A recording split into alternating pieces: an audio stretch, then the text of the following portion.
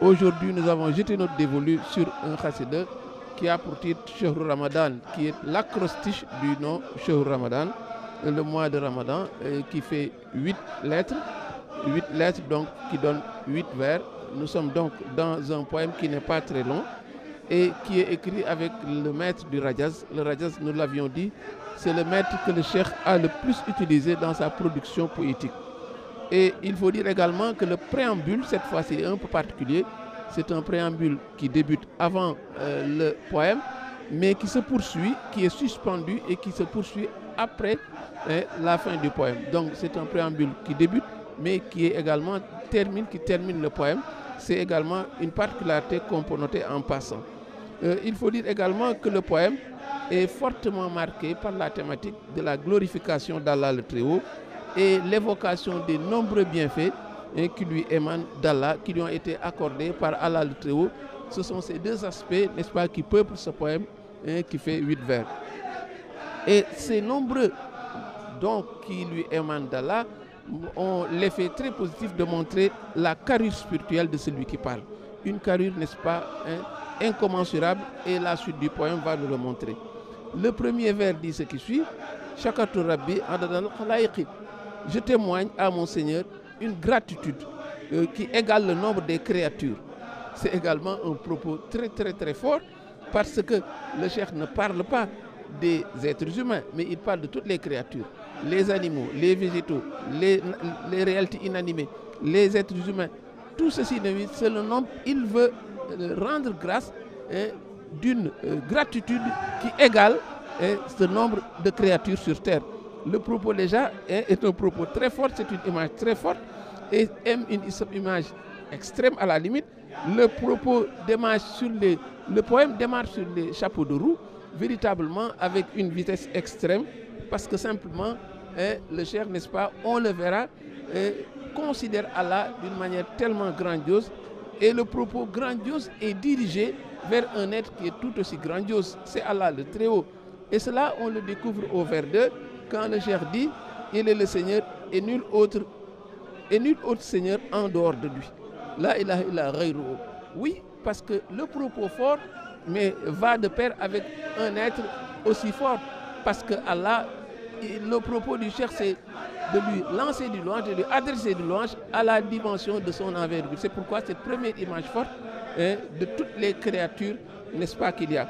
À partir du vers 4, le poème devient une longue tirade qui lui vaut une longue tirade, une juxtaposition de tous les bienfaits qui lui émanent d'Allah et qui lui valent ces propos, qui lui valent, n'est-ce pas, d'être aussi laudatif vis-à-vis d'Allah le Très-Haut, de dire des propos aussi grandiloquents aux yeux de certains, dirigés vers Allah le Très-Haut. Et on va voir vers qui cet être et ses propos sont dirigés. Qu'est-ce qu'il a eu de Dieu pour pouvoir, n'est-ce pas, dire, n'est-ce pas, des propos aussi forts dans le but de lui rendre grâce. Il dit que il m'a accordé des bienfaits prodigieux. Des bienfaits prodigieux parce que, dit-il, cet être, n'est-ce pas, qui est le Créateur, mais il doit lui rendre, n'est-ce pas, une gratitude à la dimension de ce qu'il a reçu de lui. Et c'est pourquoi le propos peut avoir, n'est-ce pas, des allures de vers d'annonce également. Parce que c'est vrai qu'il étale ce que Allah lui a accordé, mais on va voir que c'est une simple introduction pour montrer ces dons prodigieux qu'il a eu d'Allah le Très-Haut. Le premier don prodigieux qu'il a eu d'Allah, dit-il, c'est Malakanil Coran. Il m'a conféré le Coran d'une manière identique à son nom qui est le beau. C'est une manière de dire, il me l'a concédé de fort belle manière, donc également un procédé rhétorique pour magnifier encore Allah le Très-Haut. Deuxième fait prodigieux qui lui émane d'Allah et dont il est bénéficiaire, c'est au vers 6, quand il dit: dans sa noblesse absolue, Allah m'a garanti l'obtention du salut dans l'au-delà. Ça également, c'est un propos incommensurable et autre motif suffisant, n'est-ce pas, pour témoigner une gratitude à la dimension du nombre des créatures. Il ajoute un autre propos très fort, prodigieux: il m'a accordé des secrets et des dons prodigieux. Et on sent que le propos va crescendo. C'est comme, n'est-ce pas, un effet de boule de neige. Plus il roule, plus il grossit. Plus le cheikh parle, plus on sent qu'il est dans une extase. Et les choses vont en se développant. Et plus le poète se déploie, plus on sent qu'il est dans une extase majuscule. Quand il dit il m'a accordé les plus prestigieuses parmi les choses licites. Et c'est dire donc que Allah lui a accordé le meilleur du meilleur, et raison pour laquelle évidemment il veut lui rendre grâce à la dimension de ce qu'il a obtenu. L'ascension donc est fulgurante, elle va crescendo, nous l'avons dit. L'énumération des bienfaits accordés gracieusement par son Seigneur est là présente, mais le clou, mais il se trouve au vers 8, qui boucle la boucle quand il dit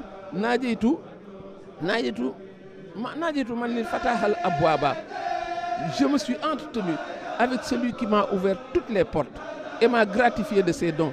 Et quel est dire donc, pour revenir donc au préambule, on va voir maintenant quel est le lien entre le Ramadan et tout ce que le cheikh égrène.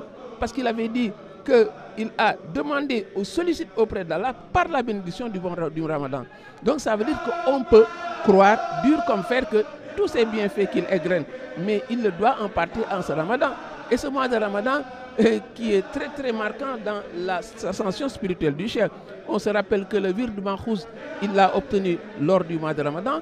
On se rappelle que le contrat de l'exil signé avec le prophète, il l'a signé pendant le mois de Ramadan. C'est dire donc que tous ces propos qu'il égrène, le lien avec le Ramadan, c'est qu'il lui émane du mois béni de Ramadan, parce que, dit-il, je sollicite du barakati Cheikh Ramadan.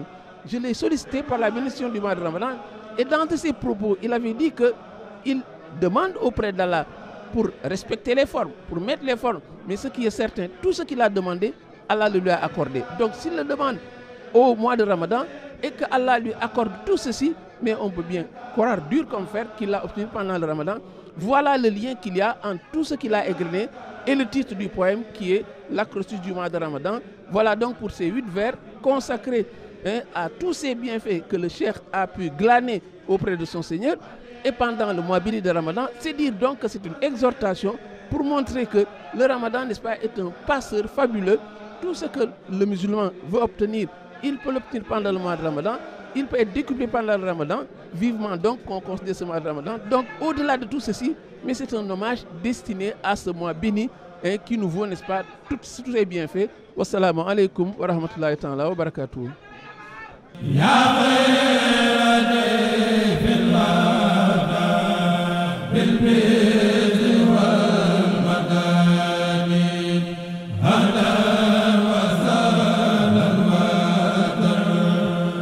Bye.